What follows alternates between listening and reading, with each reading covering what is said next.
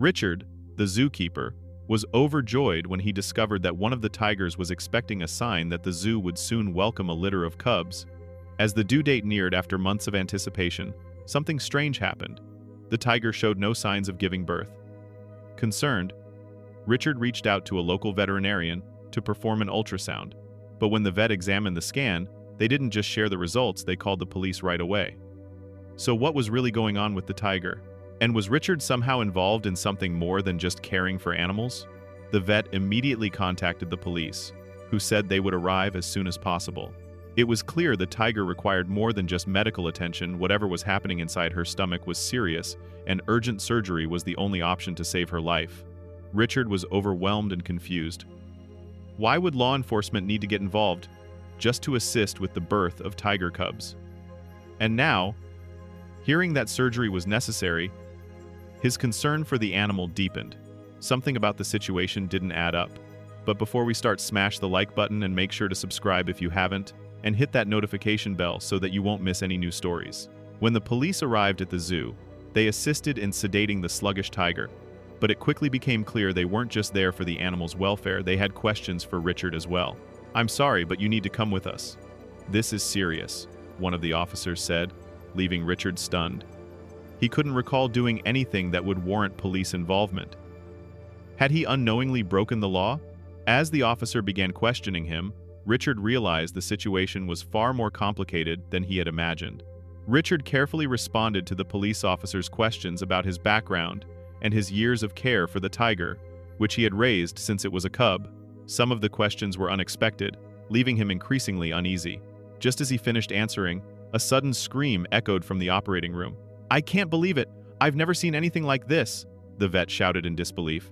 Richard's heart raced. Whatever the vet had discovered inside the tiger's stomach was something so extraordinary that even a seasoned professional like them was completely taken aback. What could it possibly be? Something that would leave a vet so shocked had to be truly bizarre. It had been months since Richard's tiger, Carly, had become pregnant. But getting to this point had been a challenging journey. Richard had always adored Carly, and he dreamed of expanding the zoo's tiger population. He hoped she would conceive and give birth to cubs. However, getting Carly pregnant wasn't an easy task. With no other tigers in the zoo, Richard had no choice but to seek out a facility or veterinarian capable of performing artificial insemination. Unfortunately, he faced numerous obstacles. It had been a long and painstaking journey, but Richard finally achieved his goal. A week or two after the insemination, Richard reached out to the vet to schedule the first ultrasound, eager to confirm that Carly was truly pregnant.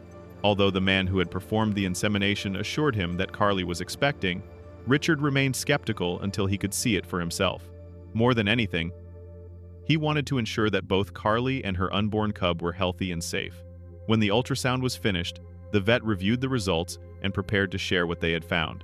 To achieve his dream of bringing a baby tiger to the zoo, Richard knew he needed to find a professional who was legally qualified to perform artificial insemination on tigers. However, despite his efforts, things didn't go as planned.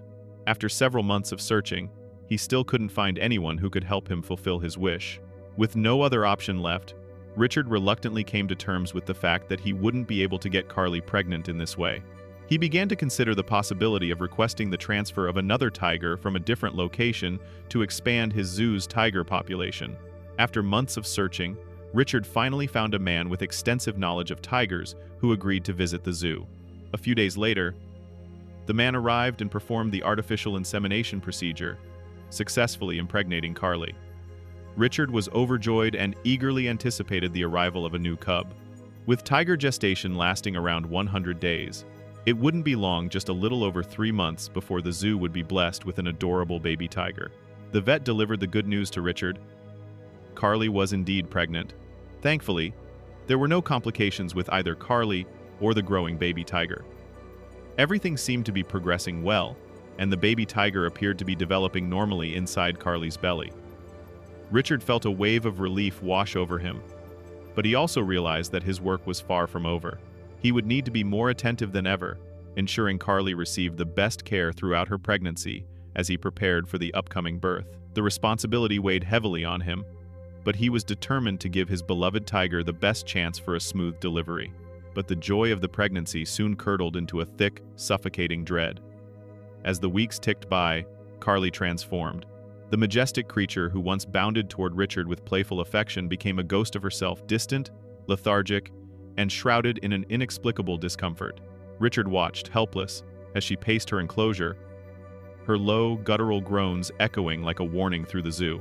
When the 100-day mark passed with no sign of cubs, the atmosphere shifted from anticipation to pure, unadulterated panic. Carly wasn't just overdue, she was dying. The vet's initial assessment over the phone was chilling. She wasn't refusing to give birth. She was physically unable to. Every second that passed was a gamble with 2 lives. When the vet finally arrived after a frantic race against rush-hour traffic involving a high-speed motorbike delivery, the true nightmare began. To examine a distressed, 300-pound predator, they had no choice but to use sedation. Richard felt a pang of betrayal as he watched the tranquilizer dart find its mark, but as Carly drifted into a forced slumber, he discovered the first clue to the mystery. While repositioning her limp body for the scan, his hand brushed against her abdomen. He froze. There, hidden beneath her thick fur, was a hard, angular lump, a swelling that felt nothing like a developing cub. The vet's face went pale as the ultrasound probe glided over the mass. He didn't offer a diagnosis. He offered a phone call. He stepped outside, his voice hushed and urgent, dialing not a specialist, but the police. The arrival of the patrol cars shattered the silence of the zoo. Richard found himself trapped in a surreal interrogation while his beloved tiger lay under the knife in the next room. The officers didn't care about the zoo's permits. They wanted to know about the man who had performed the insemination, the expert Richard had found after months of searching. As Richard handed over his records, the officer revealed a folder of mugshots. Richard's finger trembled as he pointed to a face he recognized all too well. The officer's response was a death knell. That's what we were afraid of. The man wasn't just a rogue vet. He was a target of a massive investigation into illegal medical experimentation on exotic animals. The truth was more sinister than Richard could have ever imagined. The ultrasound hadn't just found a cub, it had found a foreign object.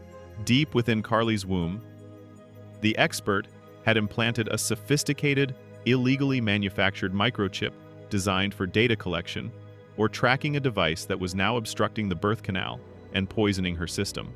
Carly hadn't just been a patient, she had been a living laboratory for a criminal enterprise. The operating room became a battlefield, with the police providing specialized equipment normally reserved for forensic recoveries. The vet began the delicate task of removing the device. It was a race against time and biology. As the illegal chip was finally extracted, the room held its breath. The damage was extensive, but the removal of the obstruction finally allowed nature to take its course. But as the first cub emerged, the vet's gasp of disbelief returned. This wasn't just a successful birth, it was a miracle of a different kind. Carly gave birth not to just 1 cub, but 2. They weren't ordinary tiger cubs. Something about their size, markings, or behavior hinted that they were different, unusual, possibly the result of the illegal treatment she'd been subjected to. But to Richard, none of that mattered. All he saw were 2 beautiful, breathing signs of life, and Carly, finally free from pain and resting peacefully. After everything they'd been through, the only thing that mattered now was that mother and cubs were safe. The second anomaly found during the ultrasound was even more surprising. Only one of the 2 tiger cubs carried a rare gene. If sold, this cub could fetch a high price due to its unique genetic traits. But Richard wasn't thinking about that, he was only focused on Carly and her health. When the operation was complete, and the cub was delivered, the vet was stunned. It was one thing to see the rare tiger on the monitor, but seeing it with his own eyes was something else entirely. The cub's appearance was striking, truly beautiful. One of the baby tigers was born with incredibly rare genes. The vet told Richard that the chances of a tiger like this being born were 1 in a million. In fact, it was the first time the vet had ever seen such a beautiful and unique tiger in person. Just witnessing its birth felt like a once-in-a-lifetime gift. It could have been sold for a fortune, but that never crossed Richard's mind.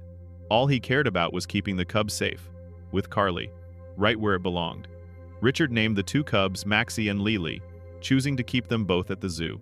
After everything they had been through together, he couldn't bear the thought of breaking the bond he shared with Carly and her babies. The police eventually tracked down and arrested the man responsible, putting an end to his illegal activities. And so, surrounded by his beloved tigers, Richard continued life at the zoo grateful, peaceful, and finally content.